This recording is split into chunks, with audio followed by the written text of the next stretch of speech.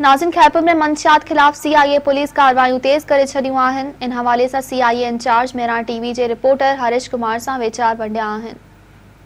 जी बिल्कुल, खैरपुर जिले में सीआईए पुलिस एक्टिव थियण खां पोइ सीआईए पुलिस जूं कार्रवाइयूं भी तेज थी वयूं आहिनि। मंशियात फरोशनि खिलाफ छापा ऐं गिरफ्तारियुनि जो सिलसिलो तेज आहे। इन्ही हफ़्ते में 2 खां मथे जेके आहिनि से ट्रक पकड़ा विया आहिनि जेके मंशियात सां भरियल हुआ। इन सिलसिले में सीआईए इंचार्ज सुल्तान अहमद चांडियो साहब सां वधीक हलवल वठंदासीं त इन मामले सॼे खे कीअं था ॾिसनि। असां एसएसपी साहब जे हुकुम ऐं हिदायतुनि जे मुताबिक़ कमु करे रहिया आहियूं। साहब जन जो हुकुम आहे त पहिरीं तरजीह अमन मान ज़िले में माण्हुनि खे अवाम खे अमन खपे, जीअं आराम सां सुम्हनि। असां सुम्हंदासीं त अवाम आराम सां कोन सुम्ही सघंदो।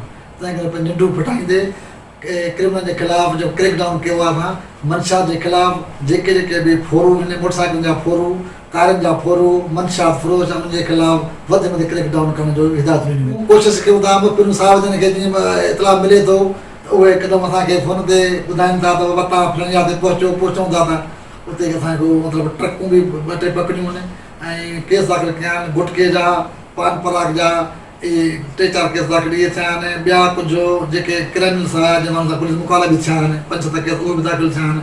ऐं उन खां वधीक जेके जेके जिथे भी पान पराग हले थो या शराब हले थो उते भी क्रैकडाउन थियणु जारी आहे। एसपी साहब जूं हिदायतूं हूंदा वधि में वधि कमु कयो त जीअं अमन अमान बहाल थिए, अवाम सुख सां सुम्हे।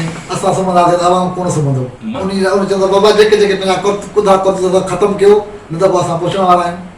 जी बिल्कुल, वियुत ॿुधा सीआईए इंचार्ज जा उन्हनि जो चवणु हुयो त असांखे खुफ़िया इतला मिलण बाद असांजूं कार्रवाइयूं थींदियूं आहिनि ऐं इन सिलसिले में उन्हनि हिकिड़ो मंशियात फरोशनि ऐं मुलज़िम पेशा माण्हुनि खे पैगाम भी ॾिनो त पंहिंजूं ख़ुदा कार्रवाइयूं छॾे करे ऐं पुलिस वटि पेश थियो, न त तव्हां खिलाफ़ सख़्त खां सख़्त कार्रवाई थींदी। कैमरामैन मोहम्मद अली मल्ला सां गॾु हरीश कुमार, मेहरान टीवी न्यूज़।